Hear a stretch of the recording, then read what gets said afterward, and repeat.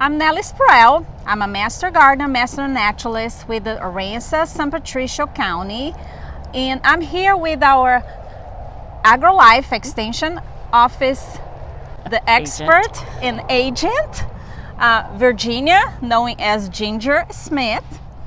And I'm gonna have some questions for Ginger today that every homeowner should know about this time of the year, right before springtime.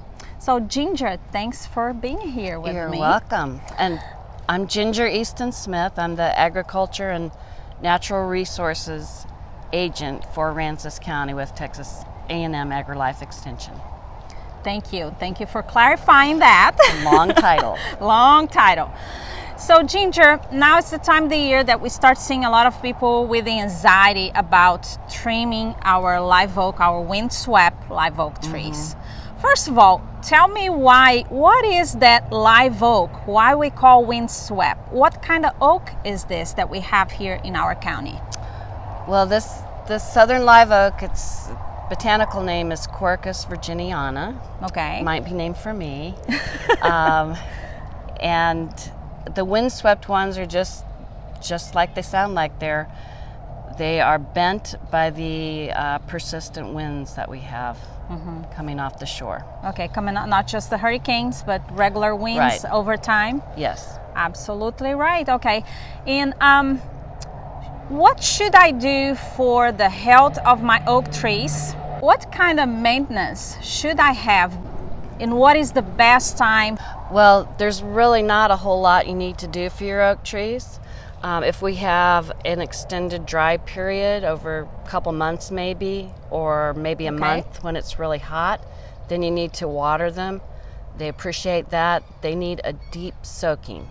Okay. So they don't need to be watered very frequently, like every several weeks is enough, but soak the whole root zone so that their roots can go down deep and spread wide and be more drought tolerant. That's really the only thing they need. They like to have some mulch as long as it's off the trunk, at least 6 inches. Keep it away from the trunk.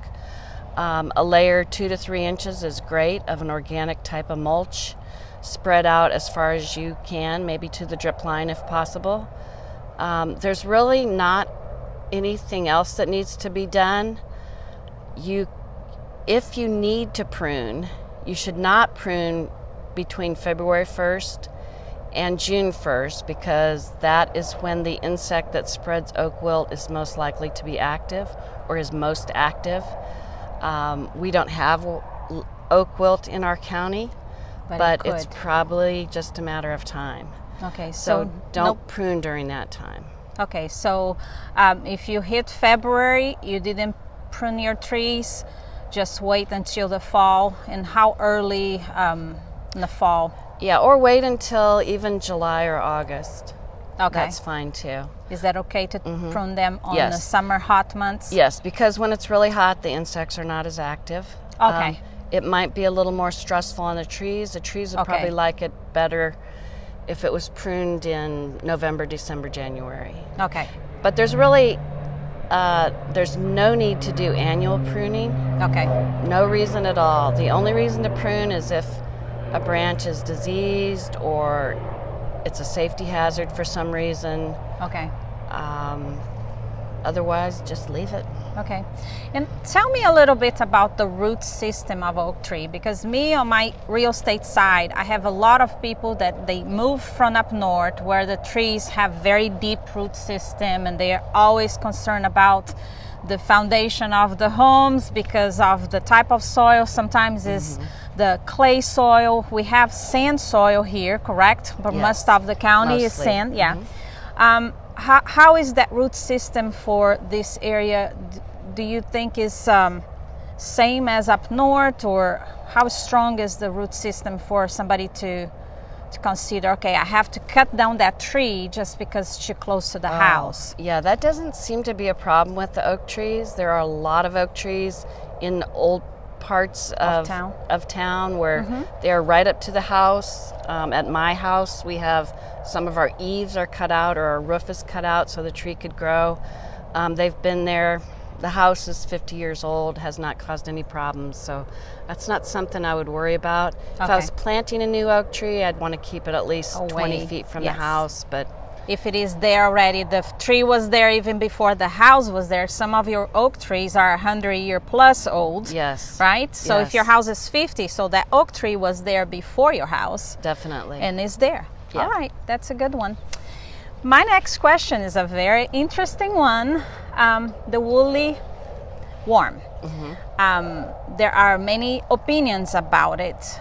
What is the pros and cons of treating them? And do they damage the oak trees? Okay. Well, the woolly worm, that's a common name that we call it here. It's a white tussock moth. It's a moth, not a butterfly. Okay. Right. And it's the caterpillar of the moth that's doing the feeding. You know, looks like a worm, and it's fuzzy. They kind of like grew up together with the oaks, so they eat the leaves, but the oaks don't really seem to mind it. You know, they just put out new leaves. So the caterpillars will eat the leaves, and then they make their cocoons, and you know, they stop eating and all that. So it's really not a problem for the trees. The only time I think it could be a problem is when we have a really heavy infestation and they're dropping on the car and the windshield and all that. It can get kind of messy. Then maybe you could spray. But I don't feel it's not necessary as far as the trees are concerned. Okay. And as long as you're working here in this county, have you seen in a season that became a county problem with those woolly worms, or is just a natural, normal it's season? Just kind of a normal thing. I've been here 12 years, and the first 1 or 2 years we did have heavy infestation where if you'd park for an hour or so, they'd be all over your windshield. But again, it didn't hurt the plants.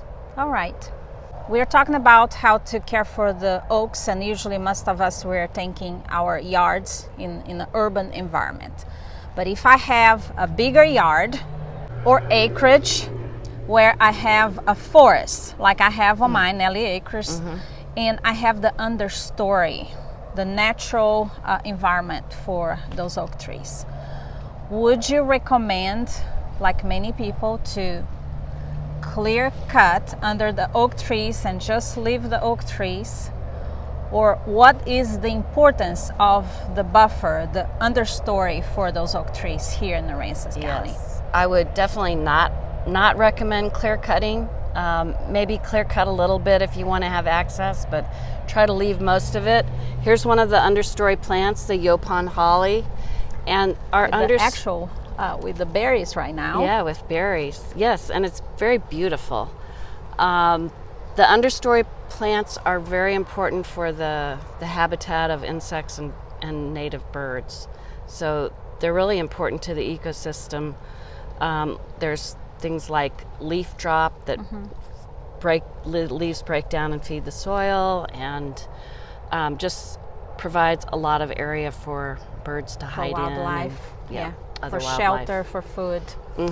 And these are all native plants, the natural understory. It's native plants. Okay, so leave them alone. Leave them alone as much as possible.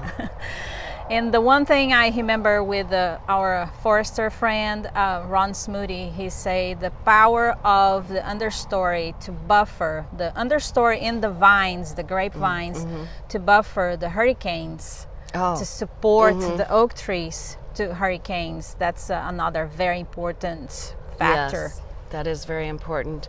And there's, besides the grapevine, there's also the greenbrier. The greenbrier, the sticky one. Yeah, the one with the little thorns.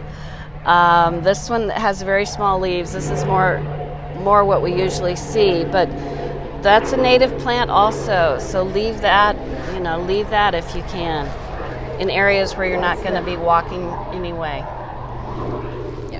Yes, those are very important. And the last one, taking advantage that she's here with me today, what are, right after the very wet season after Harvey, we had a lot of that orange noodle all over the oak trees. What is that? Yes. What can I do or not? We had oodles of noodles. Yes. That is dodder, D-O-D-D-E-R. And actually that is also a native plant, and the oak trees and the daughter have grown together. Relationship. Yes, they have a relationship, several hundreds or thousands of years old. So it's a plant. Yes, it is a plant that is parasitic. Okay. So it does take nutrients from the oak tree or whatever host it's on. It's difficult to control. If it was in your yard, I would maybe try to control it. You can pull it down, although each piece that breaks off can grow again. Oh, great. Yes, and it grows from seed, so it will germinate in the soil, and the plant will start to grow up, and then when it reaches the oak tree, it severs a connection to the soil. It doesn't need that anymore because it's getting its nutrients from the oak tree. Okay, so it grows up. So whatever you can do to prevent it from germinating, you could use a pre-emergent herbicide or heavy mulch. Okay, mulch will help. Okay. But it comes and goes. You know, Okay. we've had years of it where it's been fairly heavy, and then lots of years where we just basically don't have any. So again, it's a natural thing that will take care of itself.